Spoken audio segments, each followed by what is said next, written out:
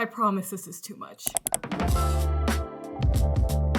So you're doing social media, or you're trying to start social media, and you're all over the place on what you think you need versus what you actually need. I'm gonna be your tech big sis today, and I'm going to give you the hard truth on what you need and what you don't need, because I don't want you wasting your money on stuff you really, really don't need. It might not be what you want to hear, but it could be what you need to hear. I've been posting content for 8 years. I post on YouTube and I post on TikTok, so I have an idea of what y'all might need in each of those spaces. I went through 4 years of film school, and my previous 9-to-5 job was literally researching, purchasing, testing, and repairing film gear. I would absolutely not say I'm an expert, but I've definitely been working in this field for a minute. So definitely do your own research, but let me introduce you to some gear that I think might be helpful for you in your specific situations. I already know most of y'all want to talk about cameras, so I'm not gonna waste your time. Let's just get into that first. This is the first camera I ever bought myself in 2017. It's a Canon T6i, it's a DSLR. So these cameras have detachable lenses. You could buy different lenses. This is one that I bought in, I wanna say 2020. There's a lot you could do with these types of cameras, but if you're just starting out, it might be a little overwhelming. I was literally in school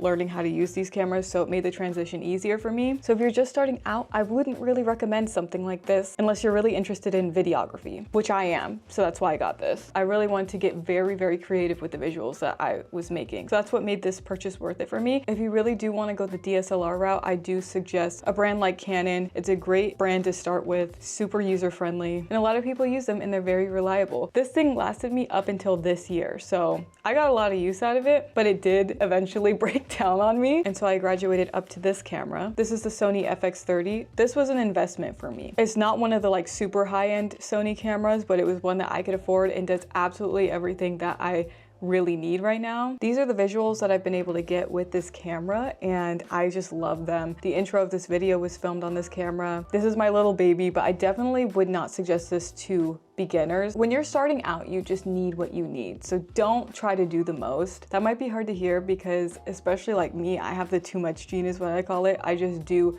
too much. But the tea is you don't need to do that. You just need to get started. So this is your warning. Don't spend all your money on something you don't need and you don't know how to use. It's not worth it. But if you're someone who's been working with cameras a lot, I would really suggest this. This thing is phenomenal, especially for the price, considering how expensive cameras can get. My best friend Colin requested that I make a video about how to get your settings right on your camera to make everything look like as high quality as possible, setting up shots and that type of stuff. So if you want to see a video like that, comment down below, teach me how to use my camera, and I can make a video like that. A lot of people like to use point and shoot cameras. I definitely suggest that if you're in the vlogger type space, because a lot of people use them. I used a Canon point and shoot at one point. They're really fun for like events and stuff. You could zoom in really close. They're really compact. You could just put it in your bag. They're really easy to use. But I saved the best for last for the cameras because I need to tell you about the camera that I'm using right now. The camera I would absolutely suggest to pretty much all content creators is the DJI Pocket 3. Y'all, this camera is no joke. I'm so serious. This is one that I would absolutely suggest to the TikTok people. If you are a TikToker and you want to change things up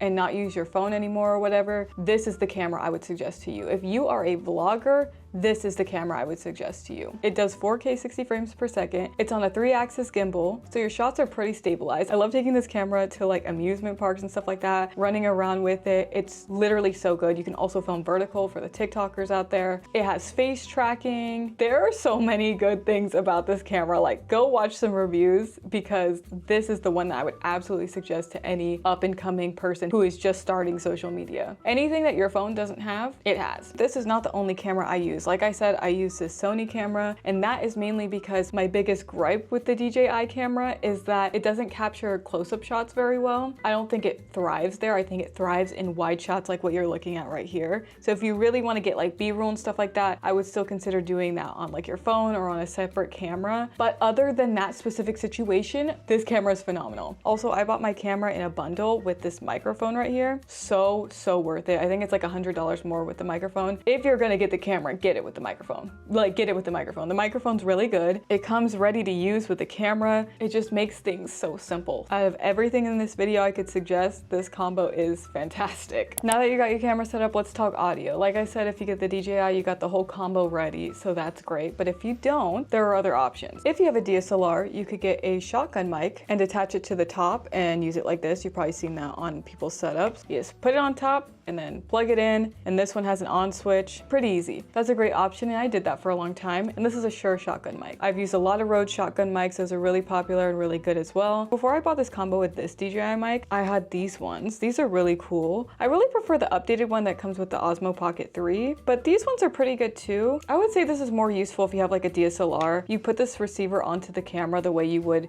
a shotgun mic, and you got to do some setup, and that's how you use it. My favorite thing about this product is how compact it is. It's great for travel. It's giving like AirPods charging case vibes. It's honestly so great. I tried using this system on my iPhone because you can use this on your phone, by the way. If you're recording on your phone, you could hook this up to it. And it didn't really work for my iPhone. I have a lightning port, so I don't know if it was just my unit or if there might be some issues with the lightning ports in general with this system. So just keep that in mind if you're gonna get something like this and use it for your phone. Make sure to look at reviews about this specifically so you can see if it's working well for other people. If you want something like this that's just a little bit cheaper, a lot of people will buy these tiny little mics that you can get from like Amazon, TikTok Shop, a lot of different places, and they have pretty decent quality. So if you're just starting out, that could be a really, really good thing to get. They're like $20. So maybe start there. I think that's a good idea. Other microphones on my desk, I have this Shure mic right here that I just pop around. I use this for like calls and stuff. I feel like if I ever start streaming, this would be a good audio setup for that. I would mainly suggest that to people who are like streaming or doing like some kind of audio at their desk. If you're doing like sit down videos, that would be really good to use. If you don't want to have like a lavalier type of mic setup like this. Another audio thing that some sit down YouTubers do is they'll have a boom mic, which is kind of like something like this, but specifically to have a boom pole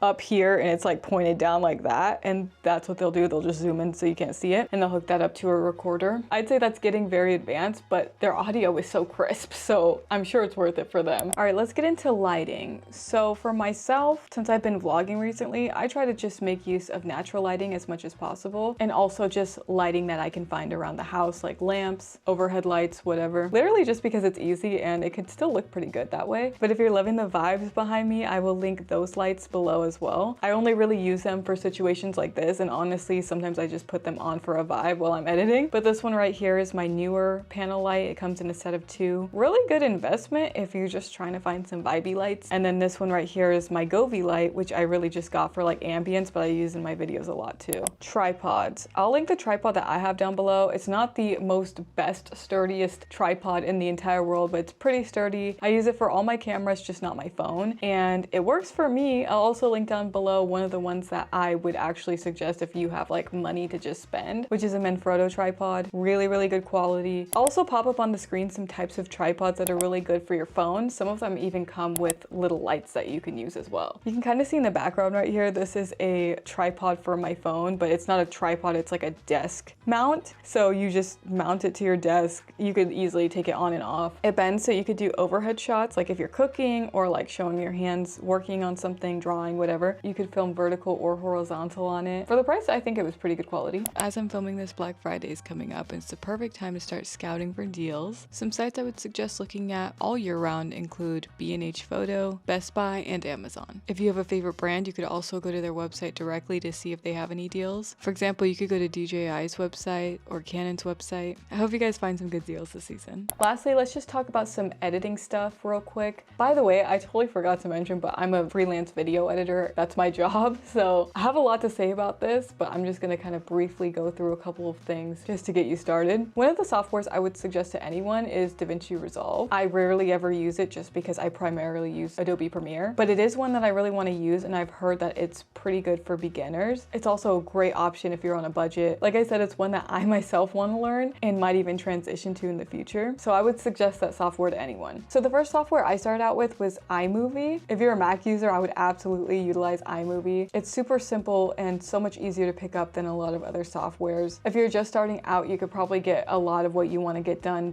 in iMovie. Eventually, you might want to graduate up to a different software, but honestly, you could use iMovie for a really long time and figure out a way to get everything done that you need to get done. I haven't really used CapCut, but I know a lot of people use CapCut, so if you're especially like a TikToker, definitely would consider CapCut. One of the most used softwares for the last decade for YouTubers has been Final Cut Pro X. I use it at times for client work. It's a really good software. You buy it once and then you have it. So if you want to invest in that, that's great. They have a lot of transitions, sound effects, video effects, just a lot of different things within the software that you get with it that a lot of other YouTubers use if you're trying to get into that space. I would say the majority of people that I've worked with as an editor were in Final Cut Pro, so it's very popular. So I use Premiere Pro. That's what I learned in college, and I just love using Premiere Pro. I feel like whenever I use a different software, it just doesn't click in my brain the way Premiere Pro does because I've just been using it for so long, like nearly a decade. So if you're like a film type nerd type of person like me, maybe get Premiere Pro, but it's expensive, especially the Creative Suite. I definitely wouldn't suggest to everyone. And then let's talk about thumbnails real quick, because if you're on YouTube, you're gonna want to make thumbnails. When I was in college, I would use PicMonkey and Pixlr a lot. I think both of those are still around, so maybe look into that. Now I use Adobe Photoshop and Lightroom a lot, but again, like expensive, so I don't really suggest that to everybody.